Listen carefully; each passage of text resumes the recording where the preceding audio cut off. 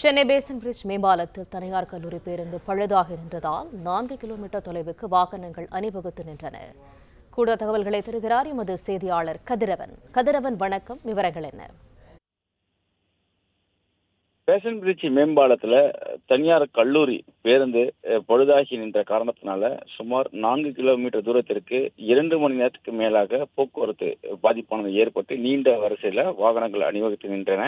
குறிப்பா வேசரபாடி கல்யாணபுரம் மேம்பாலத்தின் மேலே ஏறக்கூடிய பகுதியில வெங்கடேஸ்வரா என்ற தனியார் மருத்துவக் கல்லூரியின் வாகனம் பழுதாகி இருக்கிறது. அந்த வாகனத்தை விட்டுவிட்டு சுமார் 3:30 மணி அளவில் அந்த வாகன ஓட்டுநர் அங்கிருந்து சென்றதாக கூறப்படுகிறது. இதனால அந்த வழியாக சென்ற வாகனங்கள் போக்குவரத்து ஒன்றன் பின் ஒன்றாக நின்று போக்குவரத்து நெரிசலில் சிக்கியிருக்கிறது.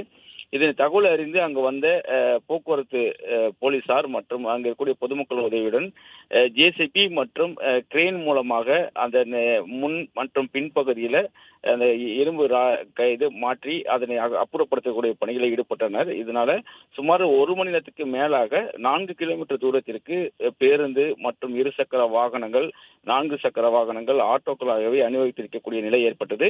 அரசு பேருந்து பயணம் செய்த பொதுமக்களும் தொடர்ந்து பேருந்துகள் இயக்க முடியாத காரணத்தினால் நடந்தே செல்லக்கூடிய நிலை ஏற்பட்டது. தற்போது கிரேன் மற்றும் ஜேசிபி உதவியோடு அதனை அப்புறப்படுத்தி போக்குவரத்தை சீர் செய்யும் பணியில போக்குவரத்து போலீசார் ஈடுபட்டிருக்கிறார்கள். 2 மணி நேரத்துக்கு மேலாக இந்த போக்குவரத்து பாதிப்பானது ஏற்பட்டதாகவும் கூறப்படுகிறது.